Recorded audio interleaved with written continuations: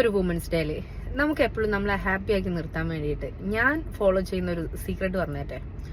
നമ്മൾ എന്താണോ അതങ്ങോട്ട് മനസ്സിലാക്കുക. മറ്റുള്ളവരുടെ ജീവിതം ഒരിക്കലും നമ്മൾ കോപ്പി അടിക്കാൻ നിൽക്കണ്ട. കാരണം അവർ അനുഭവിക്കുന്ന സങ്കടങ്ങൾ ചിലപ്പോൾ നമുക്ക് താങ്ങാൻ പറ്റുന്നില്ല.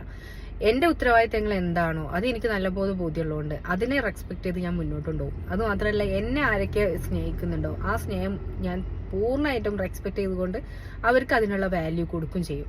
അപ്പൊ ആ ഒരു രണ്ട് കാര്യം ഞാൻ ഫോക്കസ് ചെയ്ത് എന്റെ ഇന്നത്തെ ലൈഫ് എന്താണോ, ഇന്നത്തെ പ്രസന്റ് എന്താണോ അത് ഫോക്കസ് ചെയ്ത് മുന്നോട്ട് പോകും. പാസ്റ്റിൽ കുറെ മണ്ടത്തരങ്ങൾ ചെയ്തിട്ടുണ്ടാവും, പാസ്റ്റിൽ പല തെറ്റായ തീരുമാനങ്ങൾ എടുത്തിട്ടുണ്ടാവും. അതിനെ കുറിച്ച് ഒന്നും വെറിയിടാവാതെ ഫ്യൂച്ചറിൽ ചിലപ്പോൾ നമ്മൾ ഇന്ന് എടുക്കുന്ന തീരുമാനങ്ങൾ തെറ്റിപ്പോവാം. അപ്പൊ അങ്ങനത്തെ തെറ്റിപ്പോവാതിരിക്കാൻ വേണ്ടിയിട്ട് പ്രസന്റ് മാക്സിമം നന്നാക്കുക, എന്നിട്ട് ലൈഫ് മുന്നോട്ട് കൊണ്ടുപോവുക.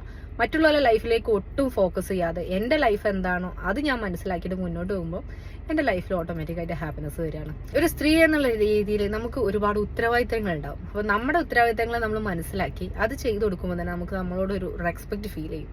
അതന്നെ മതി നമ്മളെ ഹാപ്പിയാക്കി നിർത്താൻ. പക്ഷെ ആ ഒരു സ്ഥാനത്തേക്ക് നമ്മളെ കാര്യങ്ങളൊക്കെ നമുക്കൊന്നും ഇല്ലല്ലോ, അതില്ലല്ലോ, ഇതില്ലല്ലോ, മറ്റുള്ളവരെ കണ്ടിട്ട് നമ്മൾ സങ്കടപ്പെടാൻ നിൽക്കുകയാണെങ്കിൽ സങ്കടപ്പെട്ടുകൊണ്ടേയിരിക്കും. ഞാൻ എപ്പോഴും എന്റെ മൈൻഡ് സെറ്റ് ഓക്കെ ആക്കി നടക്കും. നമ്മളെ മൈൻഡ് സെറ്റ് ക്ലിയർ ആക്കുന്നതിനനുസരിച്ച് നമുക്ക് ഹാപ്പിനെസ് എൻജോയ് ചെയ്യാൻ പറ്റും.